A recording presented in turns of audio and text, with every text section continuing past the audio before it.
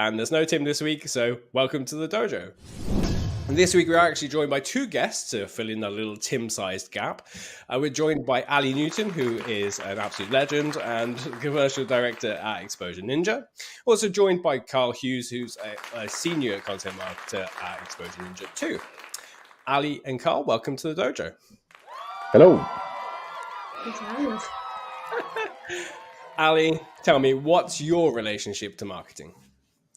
I love marketing because I think it's an exciting way to match people up with a business that can really help them, but also to help that business by getting them in with their audience. And I love the impact that you can have, particularly on like medium-sized businesses, where when they start to see that machine really working hard and feeding their sales team, really exciting stuff happens. And I love that. Yeah, same. I love kind of like empowering people to do great things. Karl, I'd love to know, what's your relationship to marketing? Mine's a bit of a love-hate relationship when it comes to marketing, which I know is probably a really bad thing to say, but I pretty much agree with you there, Ali. Being able to help people find the people that need them, the customers that need them, and the services that need them, all of that is amazing. Helping businesses get to where they want to be, that's all great. But there's also the element that I do think SEO has maybe kind of broken the internet a bit, and I'll forever hate it a little bit for that. That's my relationship, love-hate. Yeah, relatable. I get that. Well, as I say, we take a couple of stories and we turn them into tasks. So I'd love to know what the headline of your story is, Jess. Headline of my story today is Social Media as the New Search, Meeting Customers Where They Are. Interesting. Search, one of my favorite topics. One of Karl's favorite topics. And Ali, what's your story for this week? Look, we effed up and getting honest in tough situations. Intriguing. And Karl, your headline for this week? The release and the launch of Claude 3 yesterday. Now, we do love a bit of AI in this podcast, but I think we're going to go with Ali's story for this week. So, Ali, who's effed up and how does that help in the marketing context? The title is just irresistible, I think. So, this is from the CEO of Ace and Tate, Mark DeLong, and he was having an interview recently with the BBC and explaining that his advice to CEOs is to be honest if you make a mistake. And the headline's actually taken from a blog they released. It was a couple of years ago now, but they knew that they were going to miss their goals around net zero. So they decided to just come out with it, be really clear with their audience. And what I love about this is that they clearly know their audience really well. They knew they could go with a really strong, punchy headline. It's quite risky for some brands. You wouldn't go anywhere near this. Yeah. But they knew their audience. They went for it. And in that doc that they released, they were so clear about the targets they were going to miss, apologetic about doing so, but also explaining what they were going to do about it to actually make sure that they do hit them. And there's just such authenticity to that I just loved it. We were talking just recently about authenticity in branding, but do you think it's an opportunity that every brand can use, Jess? Can every brand kind of dive into that authenticness and be bold, or are there problems for some brands? I really think that any brand can do it. It doesn't mean that you have to be, swearing or be tongue in cheek, but there's always little things that you can lean into, whether it's, you were started as a family business and you can lean into that, or, there's always got to be some reason why you started your business. I mean, I guess there are some entrepreneurs who are just like, I want to be an entrepreneur and I'm going to start a business for the sake of it.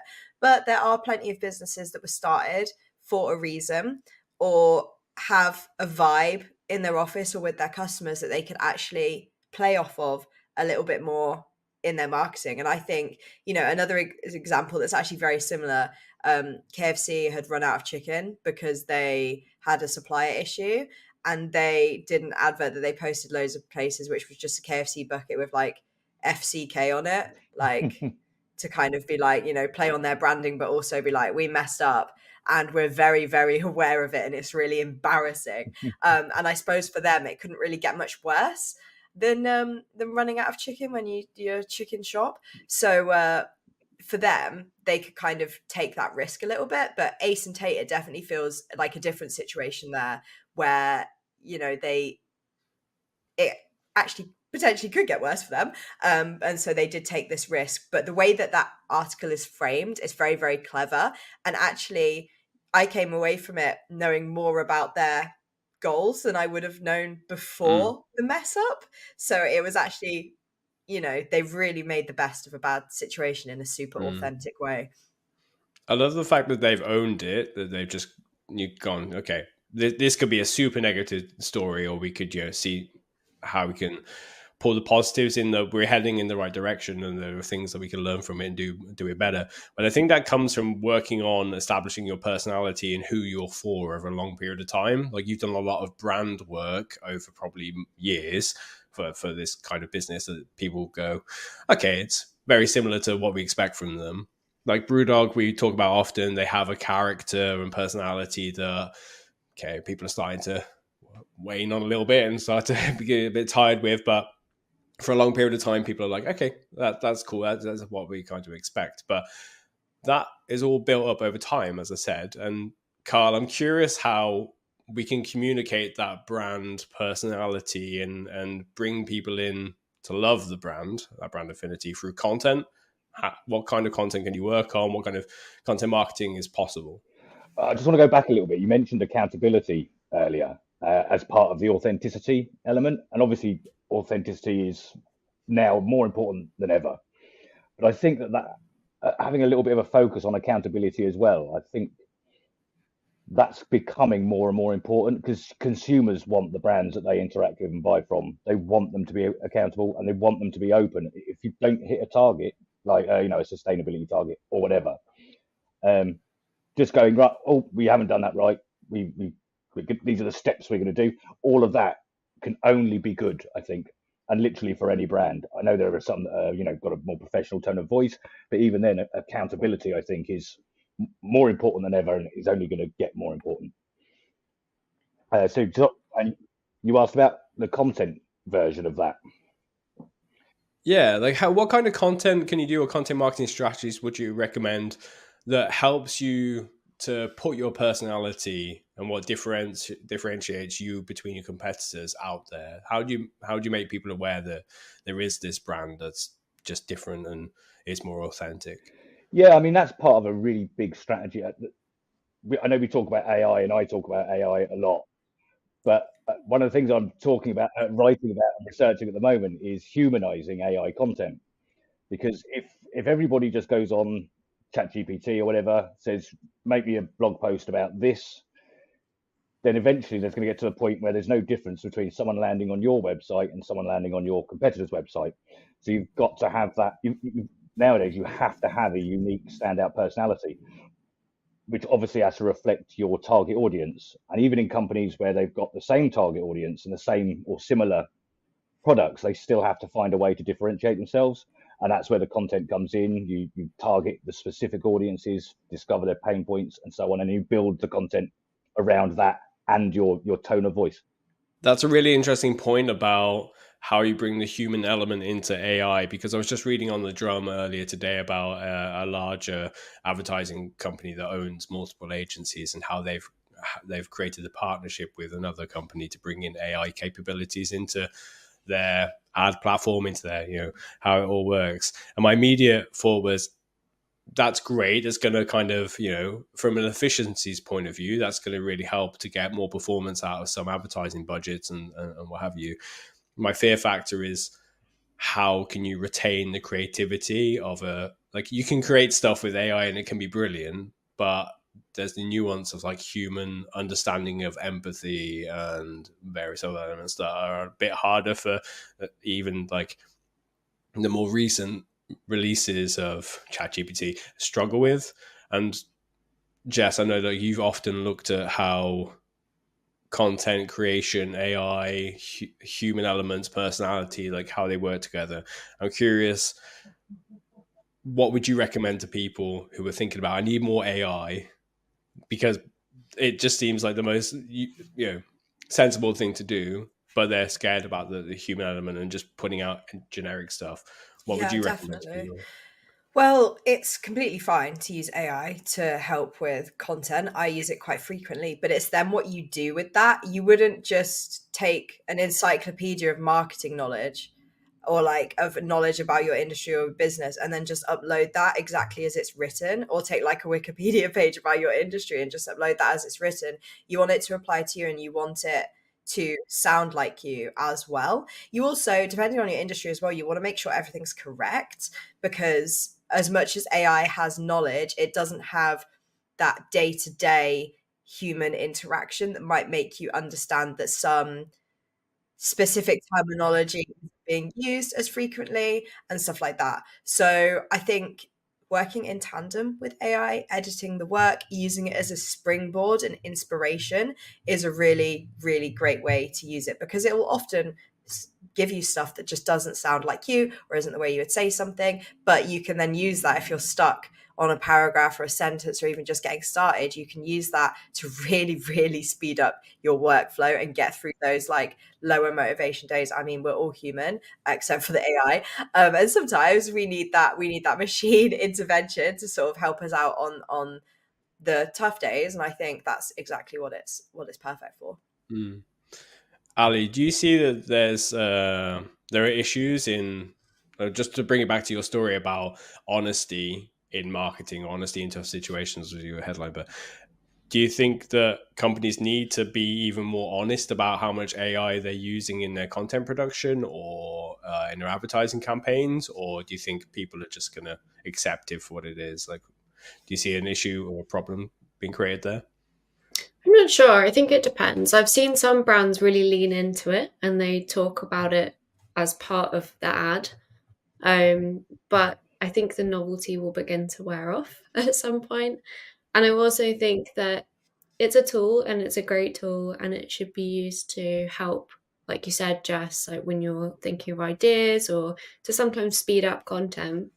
But I really can't see that you're ever going to get away without needing some human interference or whatever you want to call it, because you can just tell. It doesn't matter what the topic is. If it's pulled out purely and there's no editing, you can see it and feel it. And I think companies do need to be careful with that, to just make sure that they're not getting themselves into a toneless, personalityless problem.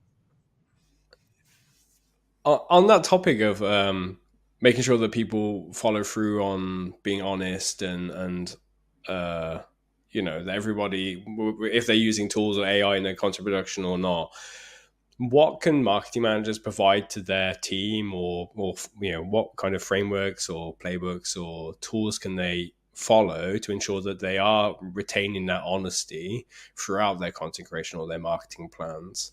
I think they need to know who they are as a business and to have that information in-house clearly and decided. And that needs to be very well informed and needs to include research from their customers, preferably some actual calls talking to them about what they care about, what resonates with them, what they don't like. Some conversations with their team, lots of conversations with their team, lots of conversations within the leadership, and then trying to pull out the things that are the most important. And that can be really difficult because, of course, you'll get lots of different opinions. There'll be a lot of different information, but condensing that down into 3-4 sentences that really define what the company is all about, what it cares about, and what its mission is just absolutely essential. And for something like this, where something's gone wrong, it sounds like they probably had a little bit of time to figure out how they were going to deal with this and get ahead of it. But in some situations, these companies don't have any time. The news is going to break before they get there if they're not quick. So if you haven't done that groundwork, you're going to be too late. You're going to miss the boat, and the story's going to be out without your input.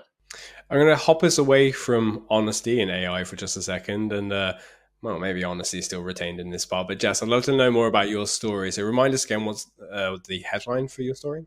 Yeah, so this is about social media as a new search engine, essentially. There was a HubSpot survey recently that surveyed some businesses, and 82% of businesses believe that brands will be found on social media much more than they will be found through traditional search. Now, I don't know whether this was more B2C or B2B, but I think at the same time, the people who are buying from B2Bs also spend time on social media. So they may come across your stuff. Like I get adverts all the time for B2B products because they can see that my behavior online is also business related.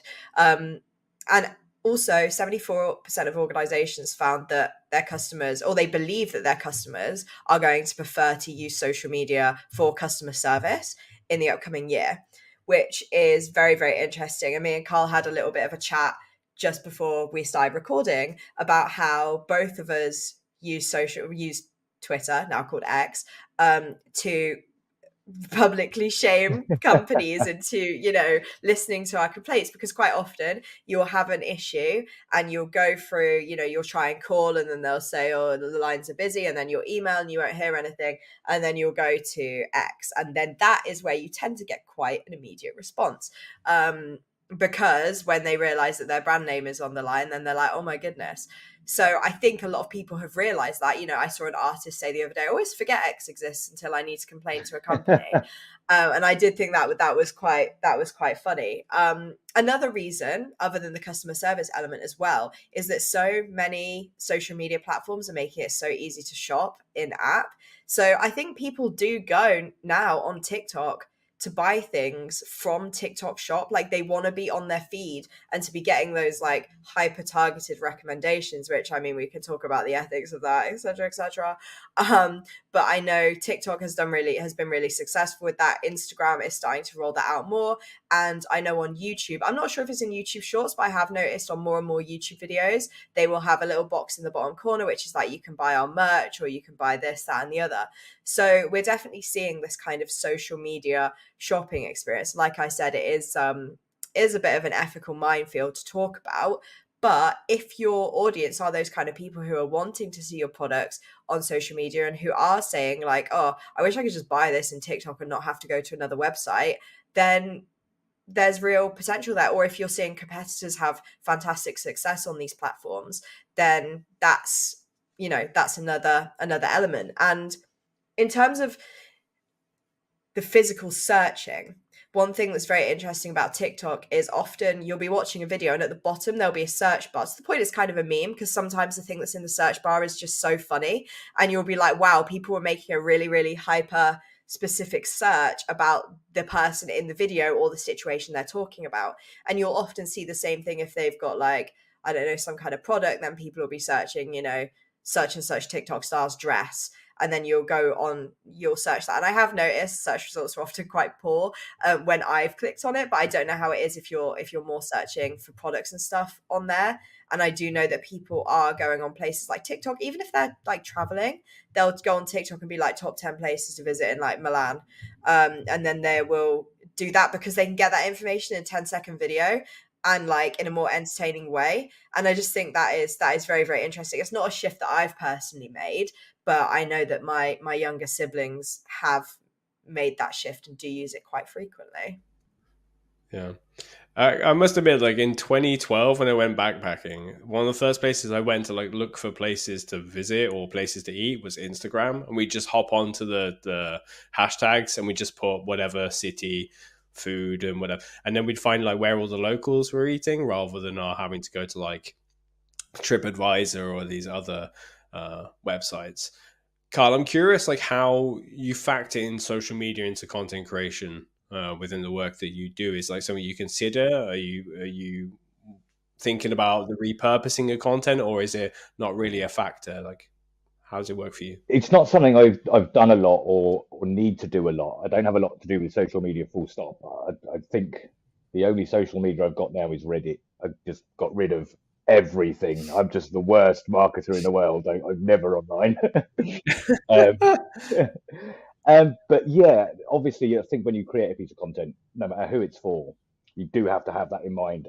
That, you know, this can be shared. This has got value as a piece of work that can be used across multiple formats, and each one of those formats can be uniquely done, targeted to that platform and the users of that platform, which in turn, theoretically and hopefully, brings them back to the original piece of work that you did, which then obviously enters them into the full sales funnel and earns you a win in fingers crossed. Do you find that are there any particular types of content that work really well for bringing in people, like through to business websites, whether that's B2B, B2C, e-com? Are there like typical types of posts that do well? I think anything that's got information, an informational sort of intent, is always going to do a bit better than anything commercial. And I find that when it comes to social media updates, I think press releases don't have as much value because there's so much about this is what we're doing, even if it's for the customer specifically. Oh, we're doing a 50% discount on this. It still feels like, look at us, look at what we can do. We can give 50% off this. Whereas I think informational stuff, if you have a decent title and it's intriguing enough to the audience, to your target, then inevitably you're going to get more clicks that feed them through. That's my thinking. Yeah, there is a kind of element of like who's in market and who's not. And I think definitely for people who are on social media, they're not necessarily in market right now. There's a lot more purchases which tend to be on the spur of the moment. I just happen to see a post and I go, oh, well, that looks pretty cool. I might have a look at that. Oh, they've got other stuff as well. No, that item looks really, really cool. Okay, I'll bookmark that. And I'll come back the next time I open Instagram or whatever. And oh, there's that thing again. It's in my stories now or it's elsewhere. Ali, I'm curious how, from a commercial perspective, how you would decide whether you spread yourself out. Do you take your marketplace, which is your website, or you're present on on Amazon or elsewhere, whether you decide to spread yourself out and put your marketplace to be on Instagram and in social media as well, or do you go all in on one channel? What would you do? I think it completely depends on the business and your audience and where they hang out. If they're hanging out there, then absolutely you're going to want to be there. If they don't, then I'd probably focus where they actually are. I'd also be tempted to test these things because we do sometimes find that there's a whole other audience you might never have imagined actually are interested in your product, and you might want to adjust your targeting slightly to be able to test those and see if there are other avenues you hadn't previously thought about. We had it a while ago with a sportswear brand where actually their audience ended up being completely different than what they had in their heads. And that can happen. So I'd suggest testing in lots of different places. And looping back to what Karl was saying earlier about kind of informational content and things, this is a little rant from me. But when I'm on LinkedIn, some of the ads I get are just the most horrendous things that I've just ever seen. I am not going to buy software that costs thousands and thousands and thousands of pounds per year for a company based on a really awful advert. What I am likely to do is download this lovely ebook that you've presented to me that has got some really nice like stats in. Perhaps it's some sort of like industry report on how well we should be doing or not doing and what we're doing wrong.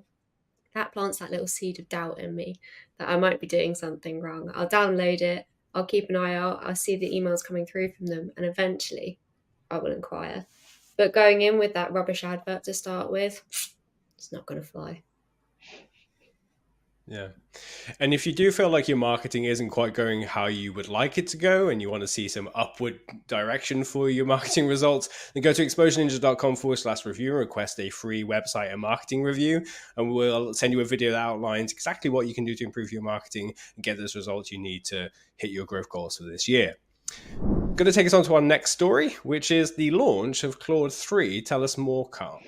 Okay, so Claude has been out for a while now. It fell behind very quickly OpenAI's ChatGPT 4. And I don't know, I assume everybody's had a play with Claude over the last year at some point. I was bouncing between GPT and Claude for about 6 months and gradually realised that I wasn't using Claude at all. But yesterday they announced the GPT-4 Buster. It's supposedly better than GPT-4 in every single way. GPT-4 is still currently the leader of the pack, but the stats all seem to indicate that the new version of Claude, which is Claude, there's 3 versions. There's Claude Opus, which is their most powerful one. Is that right? And then there's the others ones, which are Sonnet and Haiku. I haven't had a chance to play with these. At the moment, it's the same kind of price as GPT and what's the other one I've been using? Gemini. So it's about 20 quid a month. I was that disillusioned with Claude before that I'm really hesitant to pay another 20 quid a month to play with it again. But if it is that much better than GPT and Gemini, because I'm currently using those two more than any other tool. But apparently it does everything better. It doesn't do the chain of thought reasoning as much. It can do it in one hit. Bosh. It doesn't remember, doesn't forget the context that you've given it as much as it used to, which was a real problem before. And probably the most enticing element is it's not going to do as many refusals. I'm sorry, I cannot do that. That's against our policy. And you're like, I was only asking you like what 2 + 2 was. That's not against anybody's. So I know lots of people are absolutely raving about Claude 3 already, but I'm going to hold back a little bit until I see a bit more value to it. Not that it's rubbish. I'm sure it's amazing, but I am wary. That's fair enough and understandable given, how much these things change and have done over the last, is it 18 months almost? I'm curious, does anybody here use Claude 2 or maybe using Claude 3 soon? I use Claude 2, like most of the time. I was kind of, it's really interesting to me how different people prefer different AIs, and whether, I don't know if it's just the little nuances of the way it speaks to you or the responses that you get or the way that you use it. I wonder if, because Karl, I see you as sort of an AI power user, maybe ChatGPT responds better to more advanced prompts, whereas for me, I tend to use Claude on a very basic level, literally, because I don't necessarily want it. I'm not saying I don't want it to be good, but I want it to just give me a very baseline clinical answer so that I can then sort of add my own pizzazz to it, right? And I just think it's very, very fascinating how, people say, this Claude is the ChatGPT killer and ChatGPT is the Gemini killer. And actually, I think there's space for all of them. I think maybe different people like the ways that different things work. So if you're a business who's kind of like, oh my gosh, we love ChatGPT, but maybe we need to try Claude, definitely try it. But you haven't done anything wrong if you prefer GPT-4 or if you prefer Gemini or if you prefer something totally different like Perplexity or something. It's all definitely to do with your own business goals. I mean, we know a lot about AI and we're always up for sort of chatting you through those kind of decisions and figuring out what works for you. So yeah, like Dale said, if you're interested in learning a bit more about AI and how it could impact your business, exposureninja.com/review. I do wonder whether we need more personality from some of these tools. Like, I don't know if you've seen the film Her with Joaquin Phoenix, which is about somebody who has like a new operating system which has like AI built in, and they download it and they just so happen to fall in love with each other, this OS, this operating system, and the protagonist, I guess. But that AI, that operating system, has a personality. Like, they're friendly and there's something there. I wouldn't mind if one of these chat tools had a personality and was like, you could have a laugh and a joke with, and it just felt different from the other ones. I don't know. That would come into it for me. But we often hear about the content use, the marketing use for AI in our podcast, and anyone who's listened for a while has heard a lot about it. I'm curious about the kind of the commercial side of things. Like, Ali, I'd love to know if there are not commercial use in order to like make money, but like how it helps people in a commercial role or somebody who's trying to generate more revenue for their business, how you or people in your position might be using AI or could use it. Yeah, it's a good question. I think it depends on what you're trying to do. Like, when we say commercial, it's obviously quite a broad term, so it depends what kind of area you're focused on. The kind of main uses that I've seen for people who are kind of sales side is to help them put together some nice content for their pitches and proposals. There's some amazing presentation software out there that just like takes the thing, drops it all up and puts it into something that looks great.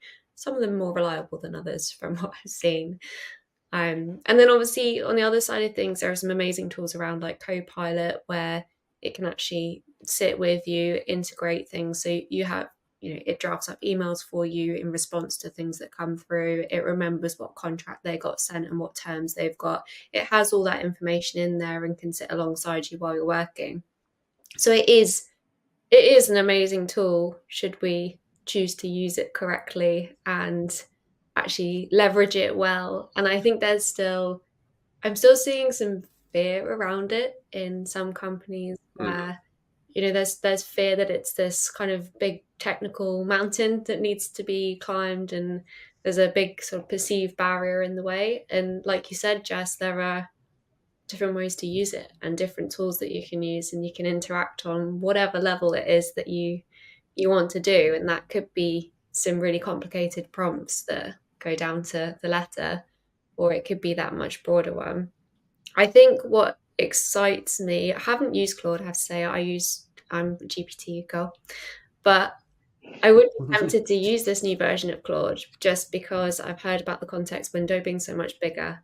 And the context window is the bit that drives me crackers, because if it forgets that first thing and I've spent a long time trying to get this perfect thing out the end and it's forgotten the first prompt, I just want to cry. I can't put up with that at all. So context window, if it actually works as they said it would, then might have me there. Excellent. Well, we need to pick a story that we can turn into marketing tasks. So which story? So we had, look, we effed up, honesty in tough situations, social media as the new search, which is a very triggering thing, triggering headline for anyone who's ever worked in SEO, and the launch of Claude 3. What can I learn and what can I do today? That's a tricky one because these are all great stories. I'm going to pick the look we effed up one. And the reason is I think that there's some important lessons about marketing and marketing positioning. Congratulations, Ali. Positioning is super important to not only communicate to people why your business is better than others, or a better choice, not necessarily a better choice for your customers or your market, but also, just helps people to connect with you and I think it's incredibly important. This personality branding, it gets better people through to you, better qualified leads, better qualified sales. So I'm going to pick that one. So Jess. Hello. Yes, I'm waiting. Hi, how you doing? Jess. Jess, what tasks do you think marketing managers can take from this story and do today? I think sort of having an idea in place in terms of like a little bit of crisis management. This wasn't necessarily crisis management full on, but it is a little bit of kind of a story that could have gotten sort of run away with by the media and taken quite poorly. So make sure that you've communicated with your team and you figured out what you might do if you've got very public, important goals that you might not hit. Is definitely the first thing that I would do. And then in terms of the other part of the conversation we had about authenticity, review your content and see if there is anything that you can do to make it more authentic and make it actually tell your brand story more. Yeah, I love that. Ali, would you mind stepping in for Tim this week and telling me what business owners can take from this story, what tasks they might be able to do? Sure. So I think the first one here is to know where your red lines are around what matters the most to you. So here, Ace and Tate, hats off to them. They knew that they've built this really cool eyewear brand all around being a responsible business. And it's their mission statement that they aim to be a more responsible business every day. So that's got to be a red line. If you know you're about to cross that, that has to be something that you protect at all costs. So if you're not sure what your red lines are, it potentially means your positioning is not strong enough in the first place. And it also potentially means you're not really quite on the same level as your customers.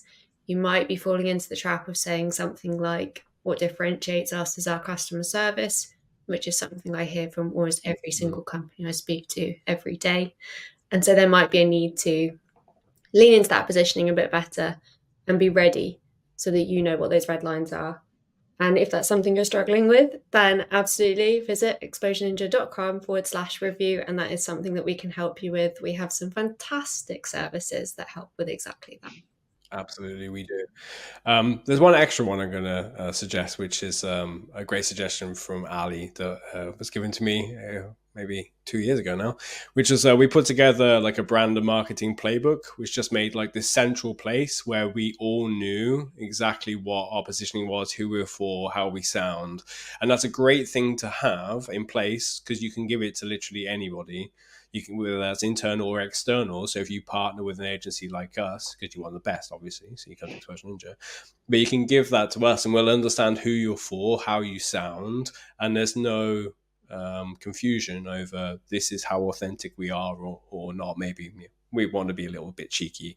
So yeah, I definitely recommend doing something like a brand or marketing playbook. Yeah, that's something we've also done for quite a few brands already as well. Even quite well-established brands, we've been able to help them kind of go back in a good direction. Right. Going to do a couple of quick fire questions. And first up, Ali, it is you, my friend. I'm going to hit you with a question and I'd love to know. Be prepared because here they come. Okay. Consider me prepared. If you had just 1 hour to work on your marketing, what would you work on? Diving into AI and all things SGE. So SGE is coming and it's gonna hit the world hard. I think there are rumors that it's coming to Android, still optional, but globally to Android soon, which will just totally change how anyone on Android is using their phone. So SGE and AI all the way.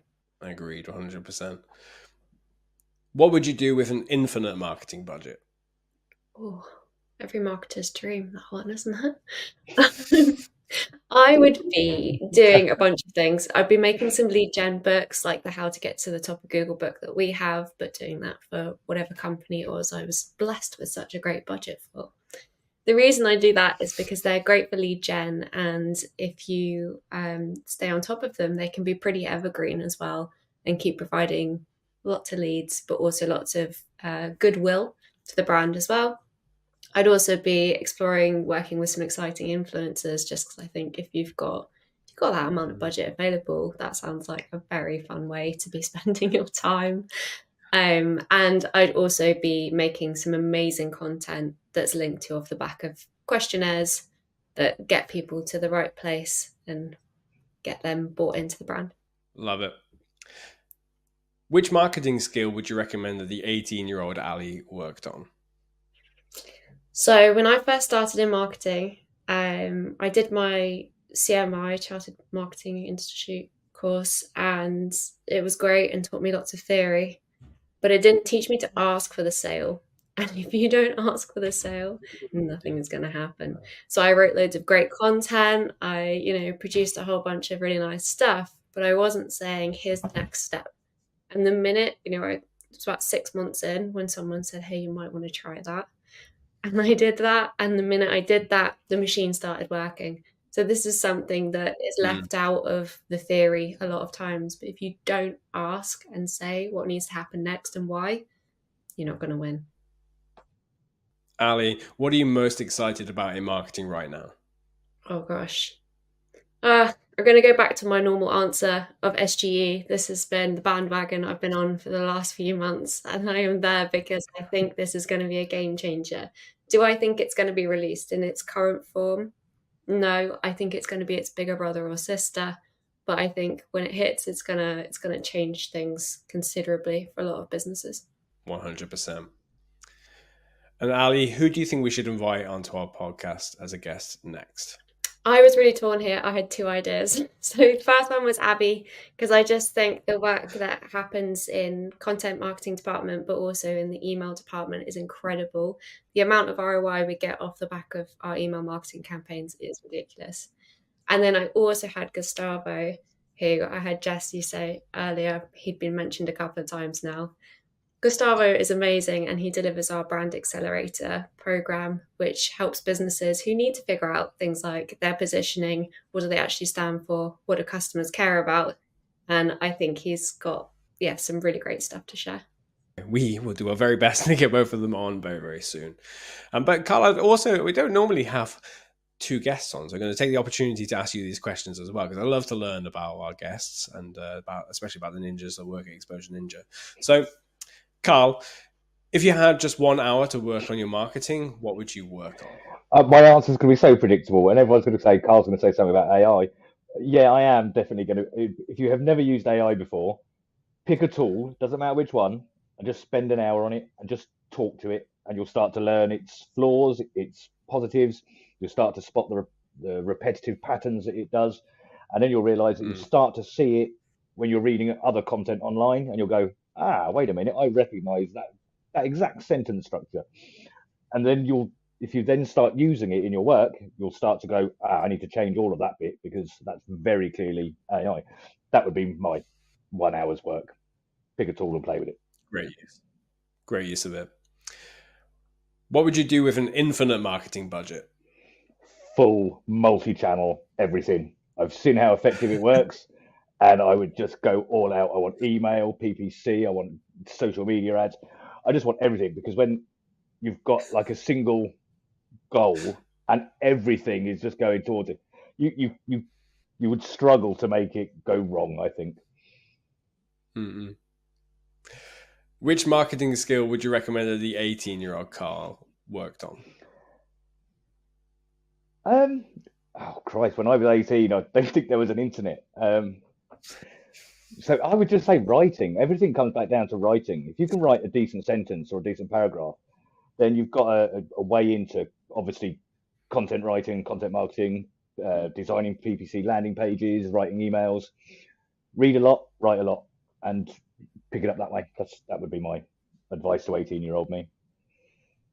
Love that recommendation. What are you most excited about in marketing right now?